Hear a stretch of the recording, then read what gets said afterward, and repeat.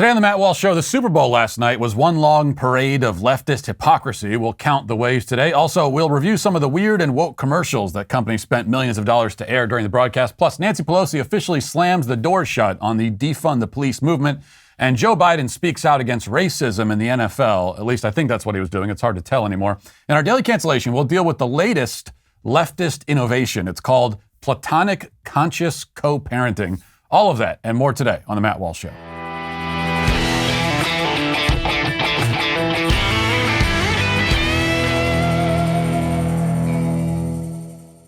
Constant Contact is a digital marketing platform that helps small businesses and nonprofits of all sizes build, grow, and succeed. With email marketing, contact management, industry-leading list growth tools, social media ads, and more, Constant Contact helps small businesses connect with customers, find new ones, and sell online, all for one easy-to-use platform.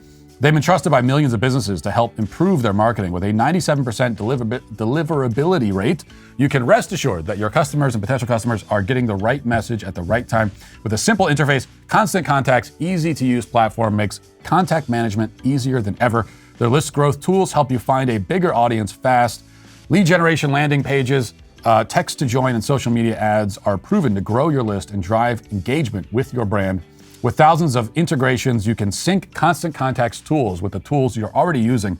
Powerful automation tools help you send the right message to the right person at the right time, every time. To start your free digital marketing trial today, visit ConstantContact.com.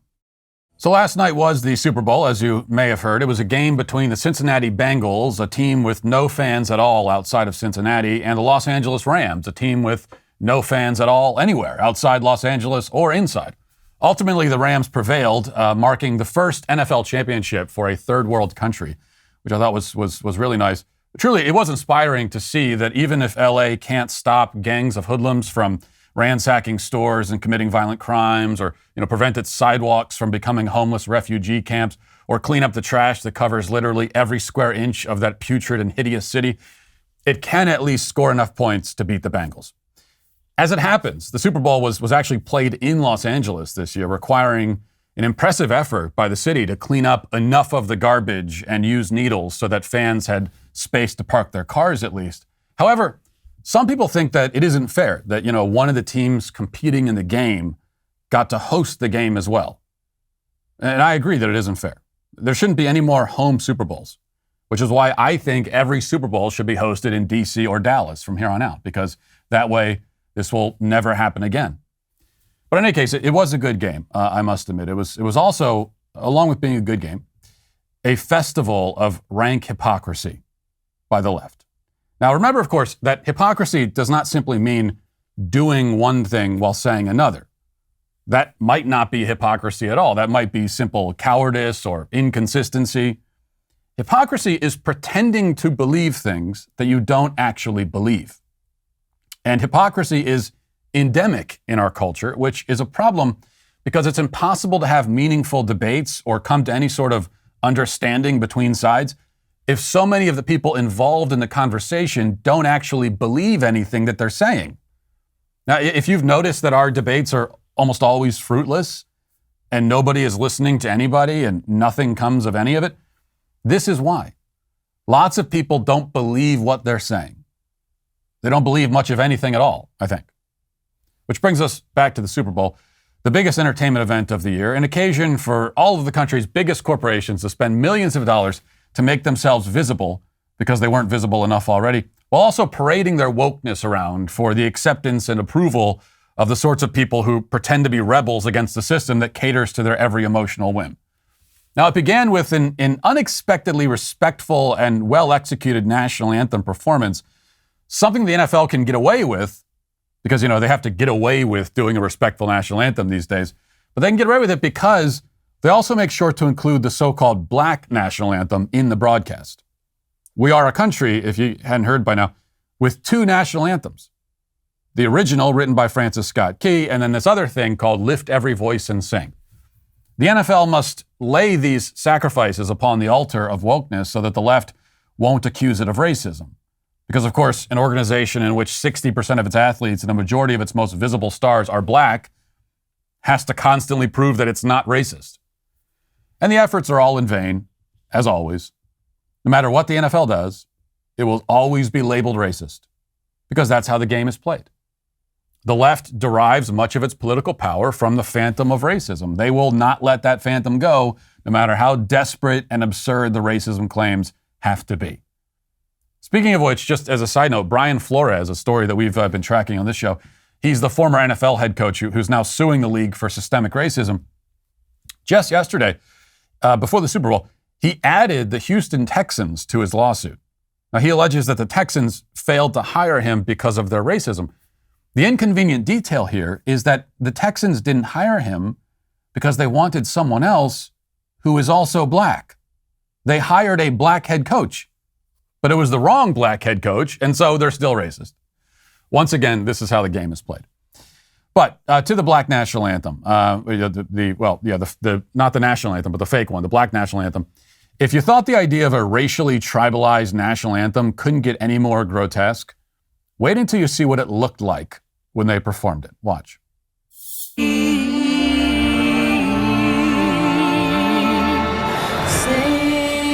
a song full of the faith that the dark past has taught us. Sing a song. Does any other country in existence have this, by the way? Now, lots of countries, almost every country, before some big event, they're going to sing a national anthem. Does any other country have two? You know, if they've got the normal one and then another one for a specific racial group. But the singers there, they were performing with the accompaniment of the LA Youth Orchestra. And as you can see, if you're watching on the video podcast, the lead adult performers didn't have masks on. The kids in the background did. There is something distinctly creepy and dystopian about the sight of two adults standing in front of a group of masked, faceless children. And it's a sight we've gotten used to, of course. It's also a sight that isn't going away anytime soon. In fact, Los Angeles, along with other big liberal cities across the country, they've begun to relax their mask mandates for everyone except school children. The people who least need the masks and who suffer the most psychologically and developmentally from wearing them are the people who'll be forced to continue wearing them while everyone else gets to take them off. At the game last night, there was not even an attempt by any of the leftist luminaries in attendance to pretend that they take masking seriously. Just watch the announcers go through the litany of celebrities in attendance and notice what accessory is missing from all of these people. Watch. We're in Hollywood. Who do we got here? We got Jay-Z, Matt Damon, Charlize Theron is here, LeBron, Jennifer and Ben, Emmett Smith. There you go. There's my kind of celebrity. Yeah, now we're talking. I mean, where else would they be? Not a mask in sight. All of them maskless. LeBron James is wearing an entire diamond mine around his neck, but he left the mask at home. Priorities, I suppose. And yet, even as LeBron and Jennifer Lopez and Ben Affleck and all the rest of them, and Matt Damon and the mayor of Los Angeles all partied at the Super Bowl in a crowd of 75,000 revelers, all without masks, children in the city are currently sitting in classrooms fully masked. A festival of hypocrisy, like I said. And we haven't even made it to the halftime show. Halftime, sponsored by the AARP, featured Dr. Dre, Snoop Dogg, Eminem, and 50 Cent, and also Mary J. Blige, because they knew they had to throw a woman in there for appearance's sake. But all of these men are in their 40s and 50s. All were wheeled out of their retirement homes to perform their hit songs from back when they were relevant, and to embarrass millennials with children like myself by forcing us to admit to our kids that we used to listen to this kind of stuff. The timing of this performance was interesting, though, because here are Dr. Dre, Snoop Dogg, Eminem, on the biggest entertainment platform in the world, performing to universal acclaim and adulation. And this is happening after 3 weeks of the left insisting that Joe Rogan shouldn't have a platform anymore because he said bad words a long time ago. Some might point out that Dr. Dre, Snoop Dogg, and Eminem also said bad words a long time ago and still say bad words today, in fact. Not long before Joe Rogan began making edgy jokes on his podcast, Eminem was rapping about killing gay people. He did that for like 10 years. That was he dedicated like 3 albums to it. Yet he's allowed to have his platform, even the biggest platform, and he's allowed to stay on Spotify without objection. By the way, all these guys are on Spotify. When's the last time any other artist said, I'm pulling my music from Spotify until Eminem is taken off? But they're allowed to do this because in recent years, especially Eminem, he's begun making his own payments on the woke altar. Like this. At the conclusion of the performance, Eminem dramatically took a knee. Another payment was made. The media afterwards hailed the move, congratulating the rapper for kneeling to honor Colin Kaepernick. Now, you notice how they're not even pretending that the knee thing has anything to do with police brutality anymore? Not even pretending. All the headlines are saying he was kneeling to honor Colin Kaepernick. Now that's why they do it. To honor a multimillionaire Nike brand ambassador and media personality. It's a totally empty gesture, and always was, of course, like everything else from the left. Thus, in its own way, I suppose, a fitting tribute. Now let's get to our 5 headlines.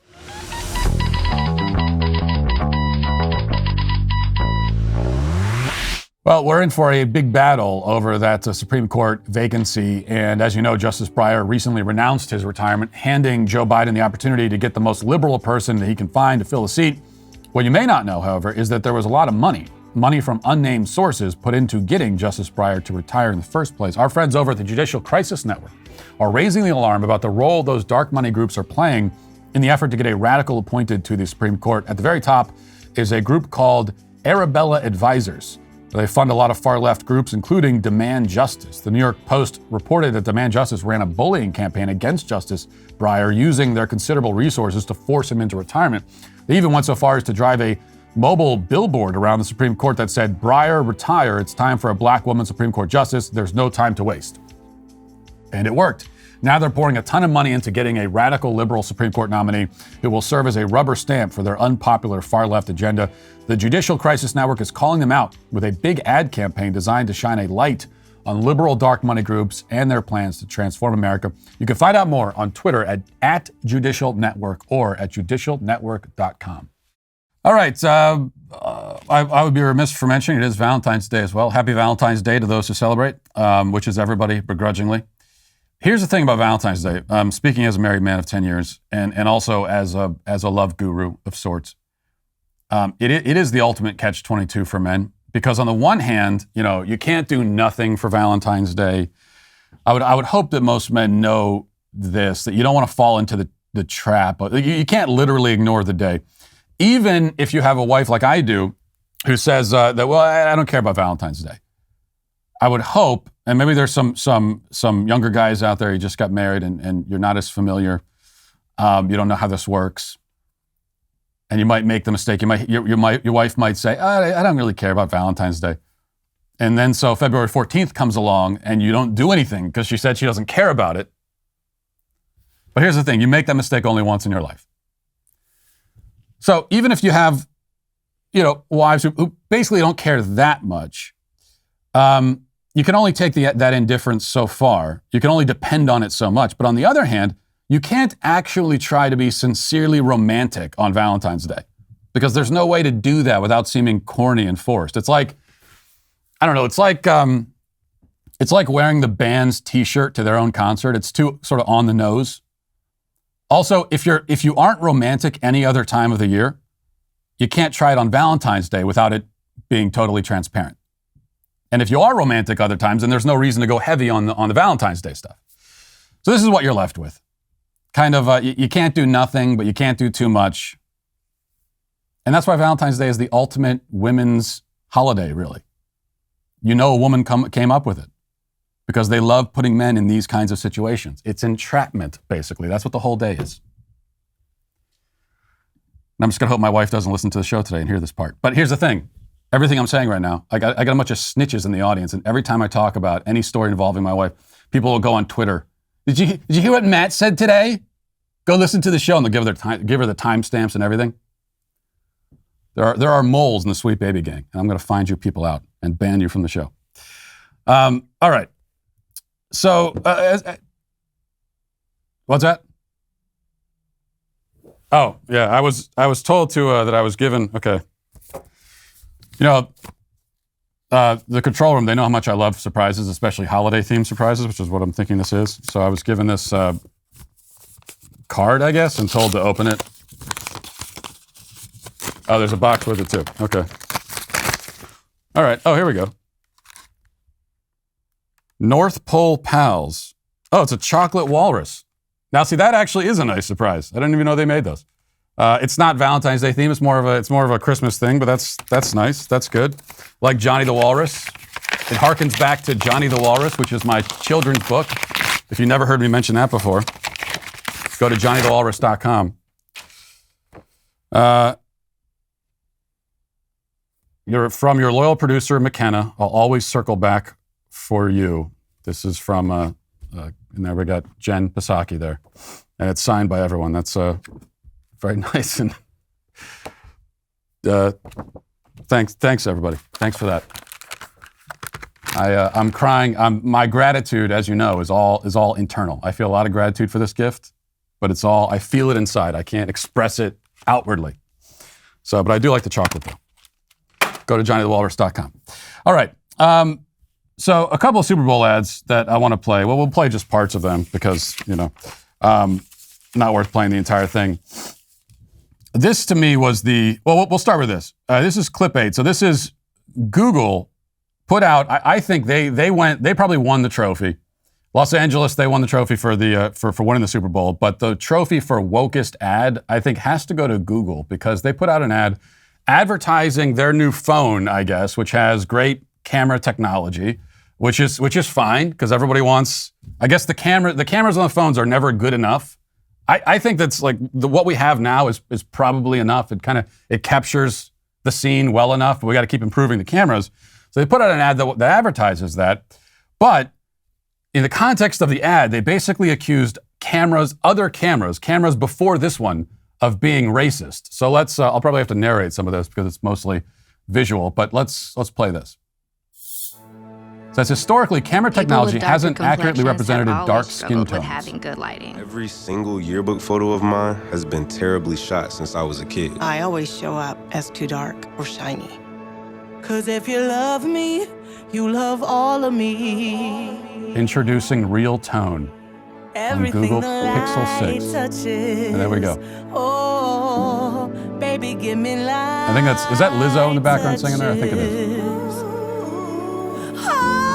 You know, it's a problem. You know, we talk about Lizzo too much on the show, and I can actually identify one of her songs. I can identify her voice. That's a problem. All right. So there's basically the ad. And then we see pictures of a lot of non-white people, and they're nice. Oh, there's Lizzo there. There she is. Everyone deserves to be seen as they truly are.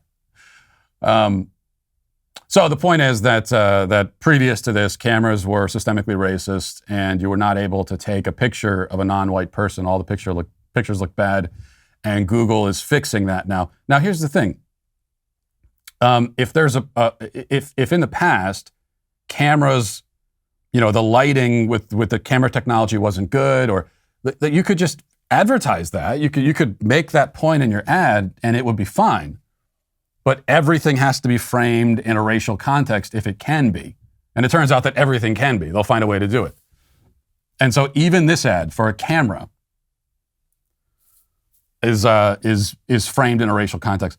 Which, by the way, if there's some idea that there's like white privilege when it comes to cameras and pictures, I look horrible. I look like a ghost in every picture that's ever been taken of me. I look dead. I look like I've been dead and in the ground for 5 days in every single picture taken of me. Which you might point out I look like that in real life, but I look even worse in the pictures. So if you're white, then you end up looking kind of more pale in pictures oftentimes. I guess if you're black, oftentimes you end up looking darker in pictures. So I think that just has to do with lighting. And you could probably solve a lot of those problems just by positioning your camera differently and making sure the lighting is better. Just a thought. But the creepiest ad, I think, was the company formerly known as Facebook, which is now Meta. And they put out this ad for their virtual reality Their new virtual reality feature, which isn't even a feature, that's going to become, this is their vision. They want the internet to become, they want the virtual reality, the metaverse, to replace the internet. And here's their ad for it. Let's put this up here. It's kind of hard to understand what's happening in this ad. But this looks to be like a Chuck E. Cheese knockoff, and you've got those animatronic animals. And the Chuck E. Cheese shuts down, because all the Chuck E. Cheeses are shutting down. It's kind of sad. The animatronic animals they send them to a pawn shop and kind of repurpose them in a mini golf course. That's not, now he's just now they're going to throw him away because they don't need the animatronic animals anymore. Closing time. Get out, please. And then he's rescued. Let's go. And someone sees the animatronic animal and puts the VR headset on him. And now he is reborn. He has a new life now in the metaverse, where nobody has any legs. You are a disembodied half husk of a person in the metaverse. Old friends, new fun. Meta Quest 2. Okay, I don't know exactly what the point is in that ad is, but I think what they're trying to say, if I were to interpret it, it seems like they're saying that we as human beings are like these useless, old, outdated animatronic toys. And now we need the metaverse to be reborn and to be given a new purpose in life. That's not creepy at all, is it? No.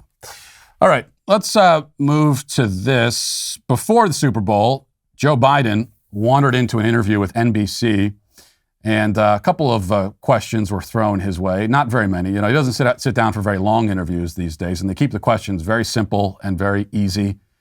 And he still finds a way to sound incoherent in answering them. So first he's asked about masking, and here's his answer to that. You were interviewed a year ago about the Super Bowl, and you expressed hope that come this year that they'd be able to fill the stands again with people. And that apparently is going to be the case. However, many of those people won't be wearing masks, despite the local law in Los Angeles. What is your message to people who want desperately for this to be over and to be able to resume the lives that they remember? Well, look, I love how people talk about personal freedom. If you're exercising personal freedom, puts someone else in jeopardy, their health in jeopardy. I don't consider that being dealing with freedom. It's about moving in a direction you know is likely to diminish the prospects that this virus continues to spread. And so I think people should get the shots. We know the shots work. We know they work for the variants that are available or that we are dealing with now. We know we have so many more tools at our disposal to prevent death and prevent serious illness. And I just think they should be careful. And if they're not careful for themselves, at least think of their children. Think of their families. Kind of hard to understand what he's even trying to say there, as he continues to fall apart more and more each day. But think of the children, he says. Think of the children. Yeah, well, the children now, as we covered, children are the only ones that have to wear masks anymore, at least in the worst places in America. Now, if you're not in one of the worst places in America, hopefully even your kids don't have to wear them anymore. But in all of the worst cities in America, children are the only ones that have to wear it. So think about them. Yeah, we should think about them. Think about their mental and psychological well-being. Think about their developmental well-being as well. Maybe that's something we should take into consideration. The conversation continued, and now Lester Holt asks Joe Biden about the claims of racism in the NFL. And if you thought his answer on masking was kind of incoherent and rambling and hard to understand, well, get a load of this. Once again, Super Bowl, another controversy over the NFL, this about alleged racial hiring practices. Do you think the NFL, because of its broad influence, should be held to a higher standard when it comes to issues like this? Well, I think it should be held to a reasonable standard. And, the commissioner pointed out they haven't lived up to what they committed to. They haven't lived up to being open about hiring more minorities to run teams. And whether or not, Goodell says they're going to take a look at whether they can meet the standard. And the standard was set by, someone who said, this is something we should do. Think about it. I think it's the whole idea that a league that is made up of so many athletes of color as well as so diverse that there's not enough African-American qualified coaches to manage these NFL teams. It just seems to me that it's a standard that they'd want to live up to. I don't know if it's not a requirement of law, but it's a requirement, I think, of some just generic decency. Some what? Did you say generic decency? Genetic decency? What did he say? My favorite part of that answer was when he said, another inspiring moment from Joe Biden, he said, the standard was set by someone who said this is something we should do. Oh, well, okay. Well, okay, well, if it was set by someone who said this is something we should do, then how can anyone object? I mean, someone said that we should do it, so we should do it. I don't know if I really agree with this standard. It doesn't make a lot of sense. Hey, listen, man. This standard was set by someone who said this is something we should do. Oh, well, okay. I thought the standard was set by someone who said we shouldn't do it. In which case we shouldn't do it, because then even the person who set the standard thinks we should. But if the person who set the standard thinks we should do it, then who are we to not obey the standard? This guy.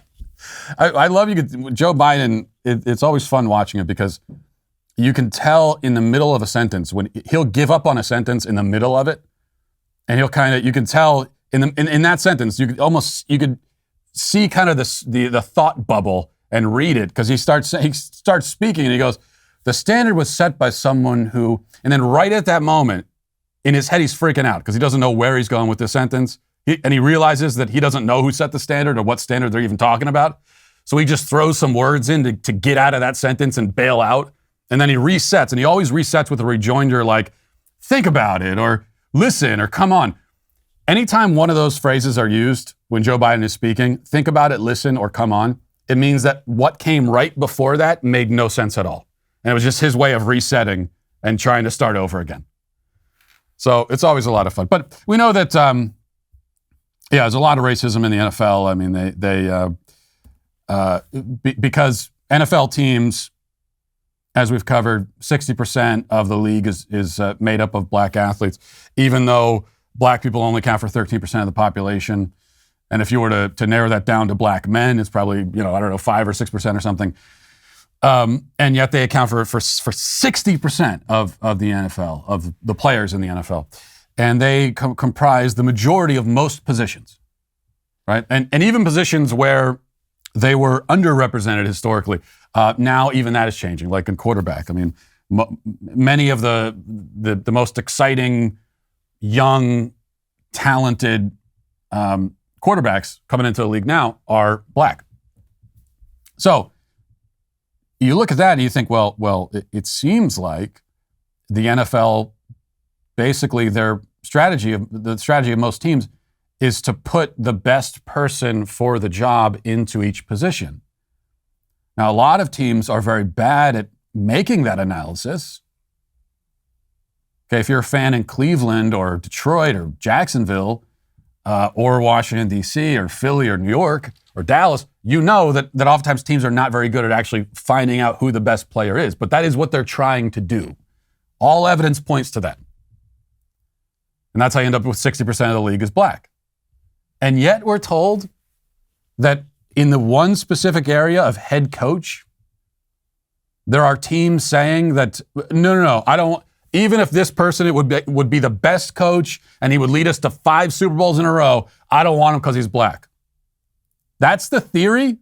That's the theory of the case, is that that's what's happening. That there are teams who are choosing to forfeit victories and Super Bowls and therefore money because they don't want to put qualified black head coaches in that position. But they'll put qualified black people in every other position on the team. It's just total nonsense. Absolute nonsense. All right. On ABC on Sunday, Nancy Pelosi put the nail, basically, in the coffin of the Defund the Police movement. Let's listen to that. The other thing that's weighing on people right now is rising crime. And there appear to be some divisions among Democrats about how to handle it. Your colleague, Karen Bass, running for mayor of Los Angeles, is trying to increase the police force in L.A. Cori Bush, Congresswoman from Missouri, is saying it's time to defund the police. He's sticking by that. You're the speaker. How do you think Democrats should address rising crime? Well, with all the respect in the world for Cori Bush, that is not the position of the Democratic Party. Community safety, to protect and defend in every way, is our oath of office. And I have sympathy. We're all concerned about mistreatment of people, and that's why Karen Bass had the Justice in Policing Act, and we would hope to get some of that done, whether it's no knock or choke hold or some of those issues, even if we can't get it all done. But make no mistake, community safety is our responsibility. And I quote one of my colleagues from New York, Richie Torres, a brand new member of Congress, way on the left, saying that defund the police is dead. That causes a concern with a few in our caucus. But public safety is our responsibility, and I support what Karen Bass is doing, and Mayor Adams of New York. It's pretty good walrus, by the way, as far as walruses go. Yeah, don't listen to anything she said. I know I certainly wasn't. What we can't let the Democrats do, just like with masking, with lockdowns and everything else, after all the damage has been done, change courses, make a sharp right turn in this case, and not that far right, but just away from the ledge slightly, and then what? Expect us to say bygones be bygones, all is forgiven? Yeah, they're abandoning the defund the police movement, even though you still have people like Cori Bush hanging on to it, who Nancy Pelosi professes to have utmost respect for. No, she doesn't. No one has respect for Cori Bush. Why would you? There's absolutely nothing respectable about her. She's a horrible scumbag. But now they're getting away from it after years of paying lip service to the defund the police movement, encouraging it, and actually defunding the police in some of these cities. And where the police were not actively defunded, their effect has been mitigated. They've been undermined. So the defund the police movement may have not led to, it may not have successfully led to what these people wanted, which was to actually defund the police all across the country. There was some of that, but where they couldn't defund the police, instead they just undermined the police as much as they possibly could, both through rhetoric and also by putting these Soros-funded DAs in there who, every time the police capture a bad guy and send him over to the court system says, "Oh, thanks for doing that," and then just tosses him back out the door onto the street again. And now, after all it's been done for years, many lives lost because of it, chaos and anarchy in our streets because of it, even more chaos and anarchy. Now they want to say, "Oh, never mind, we're not going to do that." Change their mind. Just like forcing people to wear masks for years, shutting down businesses. Never mind. The facts on the ground have changed, so we're gonna change with them. No, nothing changed. This was always a horrible idea. It was never anything but horrible.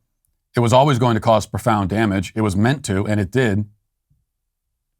And it's too late now to say never mind, because that damage has been done. All right, I want to play this for you also. Now, this is another one.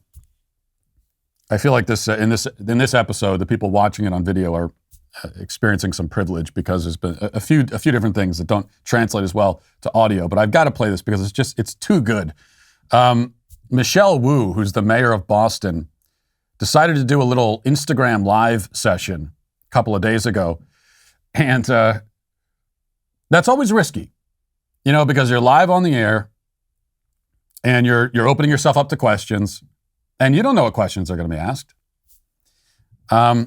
We do this so we have All Access Live here. If you become a Daily Wire member, you get access to All Access Live, and where we sit down and we're live and we're just answering any questions that come up, right? So this is what she did. Only a little bit of a riskier proposition because she's on Instagram, and she's sitting there I guess expecting that there'd be a whole bunch of softball questions. That's not how it turned out. So Jess, let's play some of this, and so here she is. Go ahead and play this. So she's unable to join. Okay, now she's sitting there looking extremely awkward. And you could see in her eyes the panic setting in, and she's trying her best. But every single question is, you're ruining the city. In the meantime, I will try to just fill time by answering any questions anyone has. She's going to answer any question anyone has, but she's not answering any of the questions. A lot of friends who have different. Oh, Happy New Year! Yes, Year of the There's Tiger. One short answer. Very, very cute. All the other questions are: you're ruining the city. You're horrible. End the mask mandates. When will you lift the mandates? That's actually a fair question. She could answer that. Okay, when will you lift We're checking with the Congresswoman's team, and if it comes down to it, I will log out and log back in. Unmask our kids. Doesn't want to answer that. You almost feel sorry for her. Almost watching this. End the mandates. Recall her. Just every single comment. Why don't you care about your people? Fair question. Fair question. Now she's just sitting there. She's given up. She's looking for her way out.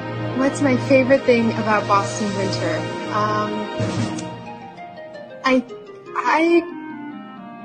I love snow. I know. This is why I wanted to play that entire thing.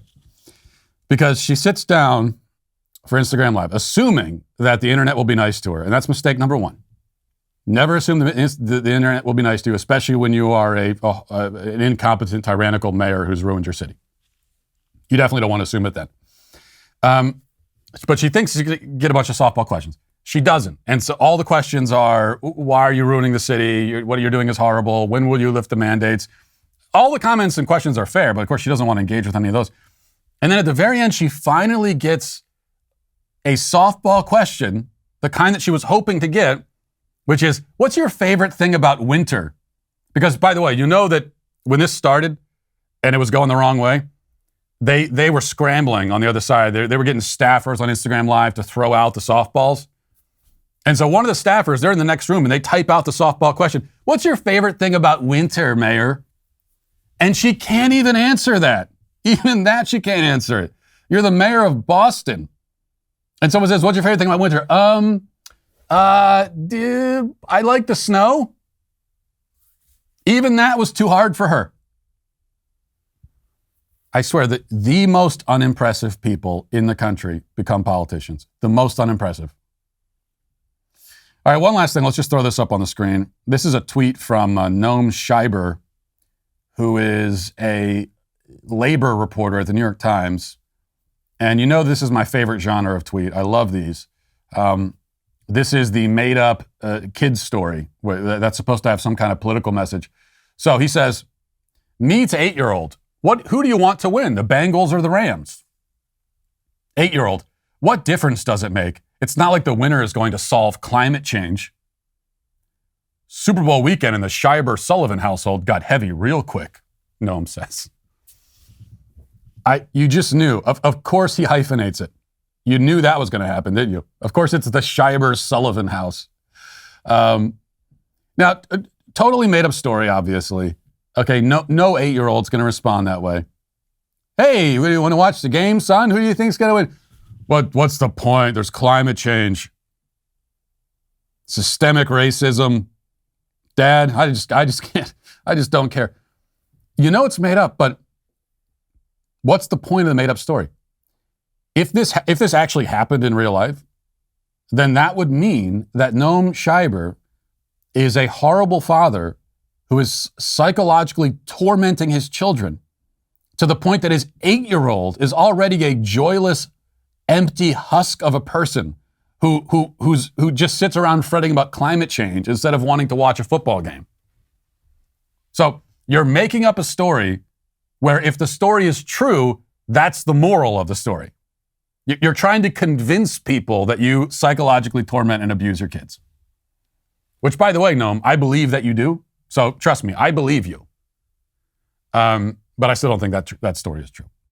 You know, keeping your internet-connected devices updated is always a good idea, not just for consumers, but for companies as well. One bug getting a lot of media attention lately is called Log4j. Cybercriminals can exploit this bug to break into a server and steal data.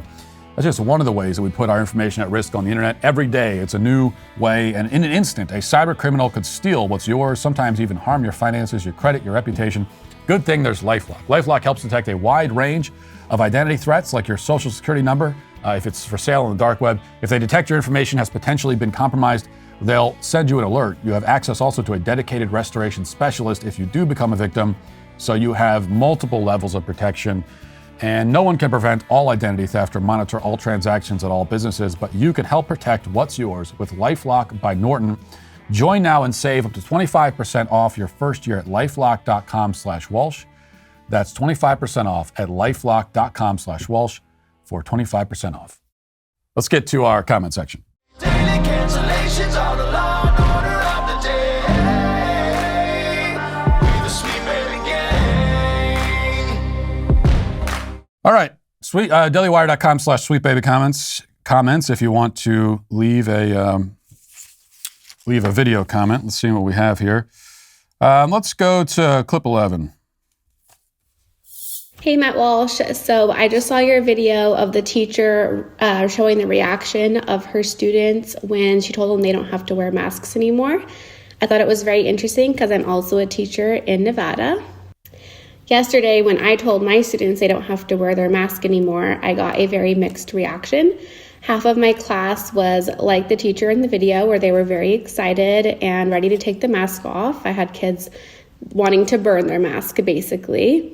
But then I had some students who had a very different reaction. A lot of them were afraid to take off the mask because they kept asking if Corona was going to get them now, because their parents instilled this fear in them. And then I had several girls especially afraid to take the mask off because they didn't want to show their face.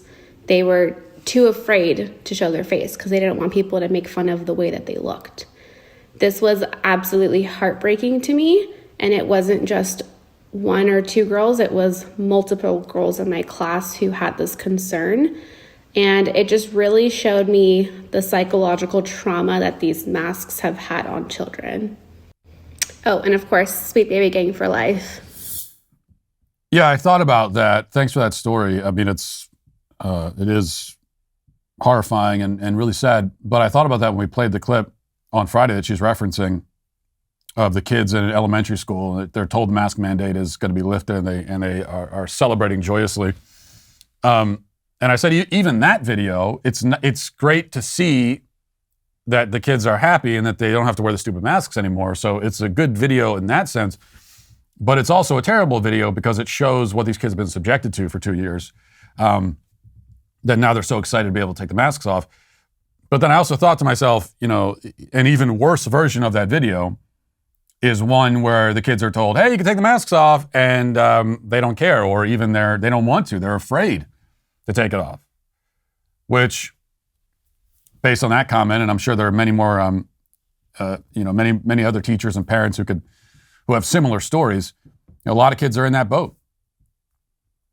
There are, it's bad enough to have kids who have been forced to wear the mask for 2 years, and they've been resisting it this entire time, and they've hated it this entire time, and they're desperate to take the damn thing off.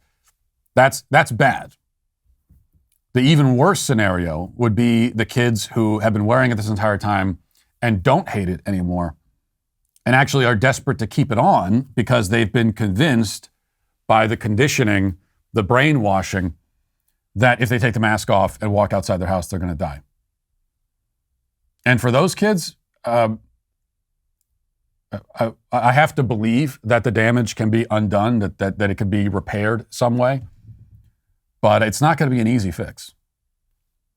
When you condition young children to be afraid of fresh air, to see everyone around them as physical threats to them, as biological weapons, walking biological weapons. When you condition kids to see the world that way and see each other that way, that's not an easy thing to reverse. Put it that way. All right, one more comment. So let's play clip 12. Hey, Matt. Huge fan of the show. Longtime listener. However, I do remember the day I was listening and you made that joke about us being sweet babies and you being sweet daddy. And I remember thinking to myself, wow, I hope this joke doesn't stick. And maybe this will get me banned from the show, but you know what? I don't care. Because every day we have to listen to videos of people calling you daddy. And that's your fault. You have made this bed, sir. And now we all have to lie in it. So yes, the Sweet Baby Gang does truly seem to be for life. First of all, how dare you say Sweet Baby Gang for life after that propaganda and victim blaming me. I might have said the Sweet Daddy Walsh thing. Okay, I might have said it. But everybody should know you don't follow every order given to you, even in a cult. So that's not just follow. Listen, just following orders is never an acceptable moral excuse. There are times when you should know better. And this was one of those times. So I take zero responsibility for it or for anything else in my life. But thanks for the comment. You're banned from the show. All right, a couple of written comments here. KL says, Matt, I like you, but your Subway slander has gotten out of hand. Please ban me from the show. Okay, a lot of people getting banned. You're getting banned also. This is a conversation we had on Twitter yesterday about the best sandwich chains in America.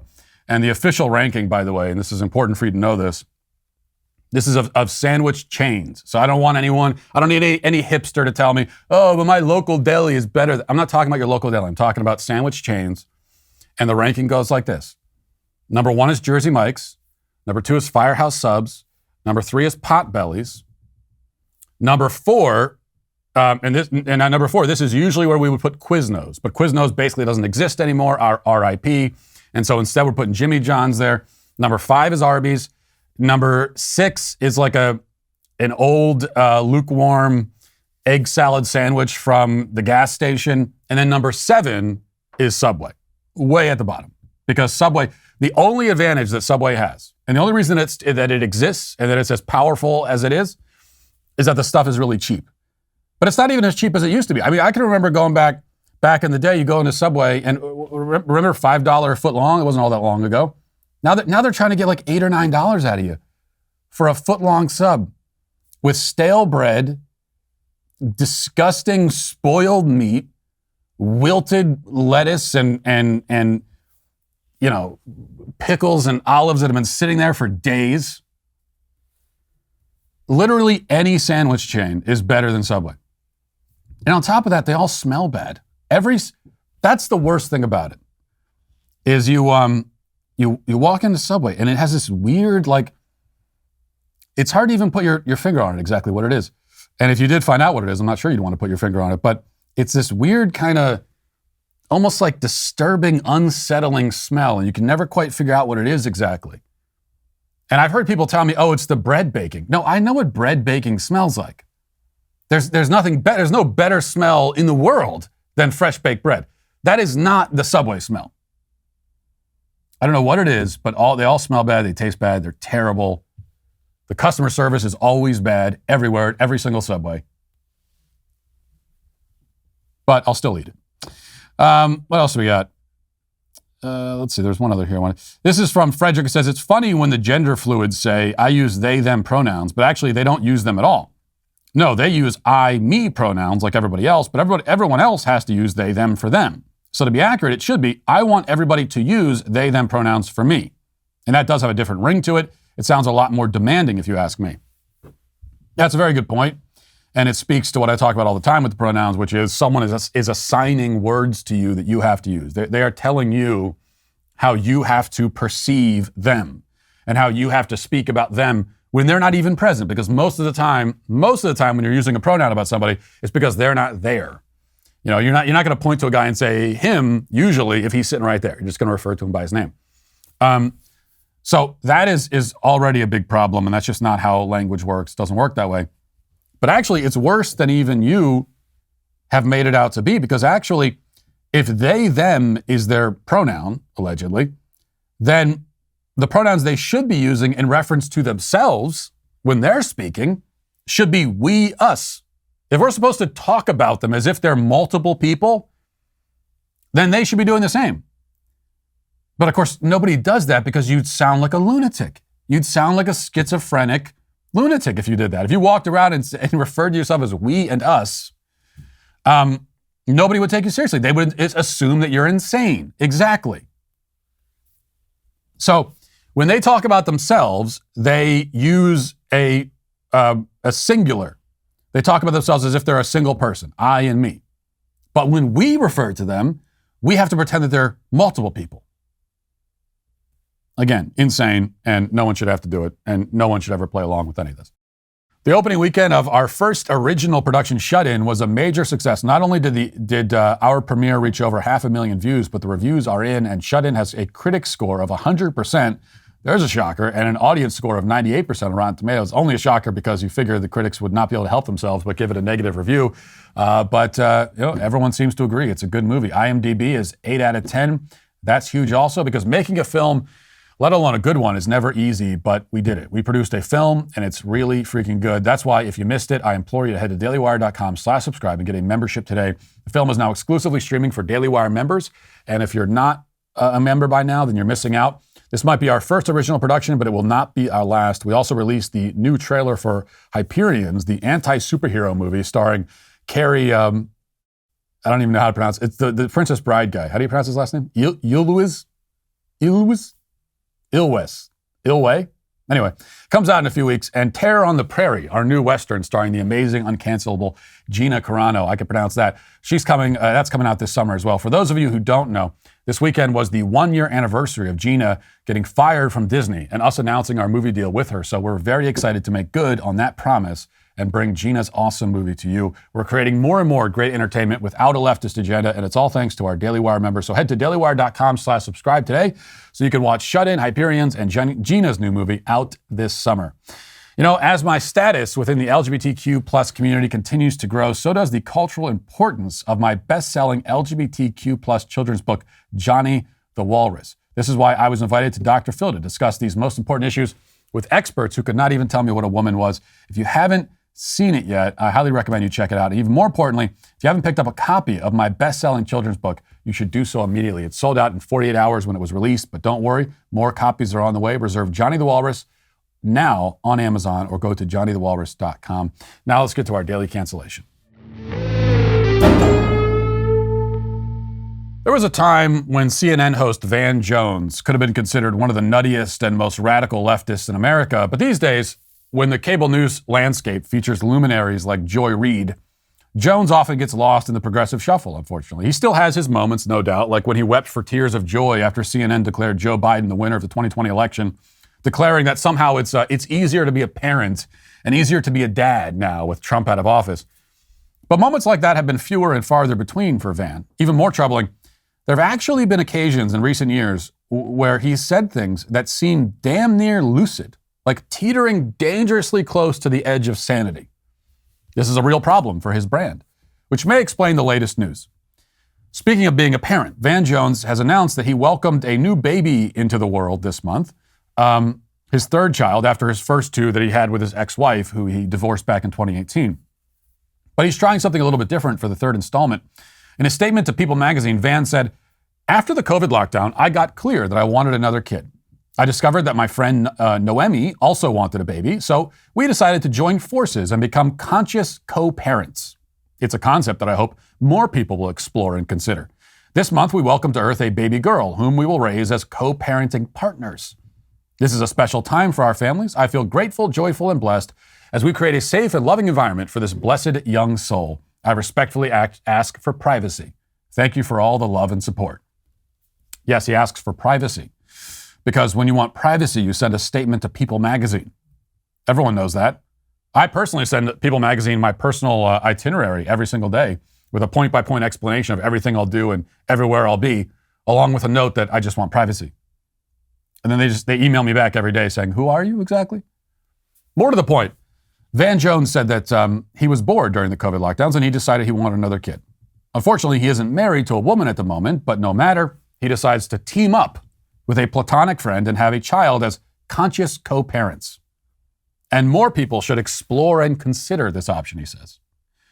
Now, respecting his request, I did explore the option myself, and I was able to conclude my exploration after about 12 seconds, because that's how long it takes to analyze and consider shallow, vapid like this. You notice how increasingly the word conscious is being used as a stand-in for self-centered. First, Gwyneth Paltrow introduced us to conscious uncoupling, otherwise known as divorce. She and her husband explained that they wanted to end their relationship so they could focus on themselves more. The decision was conscious, yes, as all decisions are, but their conscious minds were focused on themselves and their own perceived needs and desires, rather than on their children or even on each other. It was a selfish uncoupling. And now we have conscious co-parenting or selfish co-parenting. Now, how does this differ from the co-parenting done by a married mother and father? I'm married to my wife, and we are very conscious of our children and of the fact that we are parents. We went into parenthood consciously. We've been conscious this whole time. I mean, almost literally. In fact, we've been conscious much more than we'd like to be, such as today when our boys woke us up at 4:30 in the morning because they decided that it was an hour and a half before dawn was a good time to get out of bed and play with their Spider-Man toys. I was very conscious in that moment, or half conscious anyway. So what does the conscious qualifier mean here? Well, again, substitute self-centered and it makes more sense. Van Jones has embarked on a journey of self-centered parenting. He is conscious, but mostly conscious of himself. He wanted another kid, but he didn't want to get married. He didn't want to change his lifestyle that much. And he wasn't really worried about what environment would be best for the child, so he decided to enter into this round of parenting as if it was a business arrangement. That's what he wanted to do. That's what was best for him. Self-centered parenting. I mean, he's hardly the first self-centered parent. He's no trailblazer in that regard, but he is the guy who came up with a name for it. And that's the other important point about this. Conscious co-parenting is supposed to be the evolved, progressive version of traditional parenting. As always, though, the evolved, progressive version of an old institution is exactly the same as the old institution, but minus everything that made it special, beautiful, and good. We live in a culture where everything is being sanitized, hollowed out, emptied out, stripped of all of its defining and unique features. Going from regular parenting to conscious co-parenting, it's like melting down Michelangelo's Pieta sculpture and replacing it with some kind of like plastic reconstruction. Now, from a distance, it might look similar to what existed before, but a closer inspection reveals that all of the best things about it have been destroyed. And yet somehow it's supposed to be an improvement. Platonic co-parenting is, from a distance, on a day-to-day basis, similar to the traditional mode of parenting in that two adults are taking care of a child. The difference, and it's a very big difference, is that the love and devotion between the parents has been removed from the equation. This is quite a problem because that love and devotion and that commitment is the very thing that holds the whole unit together. It's the foundation upon which the family is built. It's the shelter that the children can take refuge under. It's their wall of protection. It's the most important lesson they'll ever learn as kids. Kids need to see what a loving relationship between a man and woman looks like. They need to live with that example every day. And on top of all this, marriages are all kind of, weird in their own way.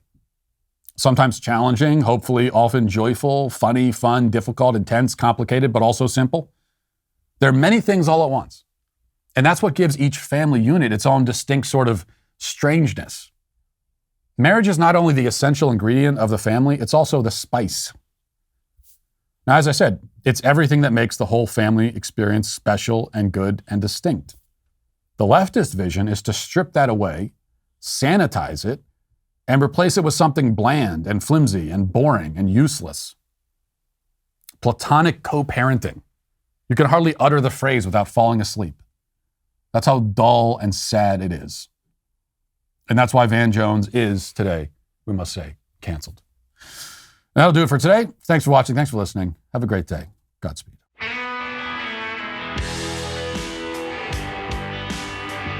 The Matt Walsh Show is produced by Sean Hampton, executive producer Jeremy Boring. Our supervising producer is Mathis Glover. Our technical director is Austin Stevens. Production manager Pavel Vodowski. The show is edited by Robbie Dantzler. Our audio is mixed by Mike Coromina. Hair and makeup is done by Cherokee Hart. And our production coordinator is McKenna Waters. The Matt Walsh Show is a Daily Wire production. Copyright Daily Wire 2022. John Bickley here, Daily Wire Editor-in-Chief. Wake up every morning with our show, Morning Wire, where we bring you all the news that you need to know in 15 minutes or less. Join me and my co-host Georgia Howe for daily coverage of all the biggest stories on Morning Wire.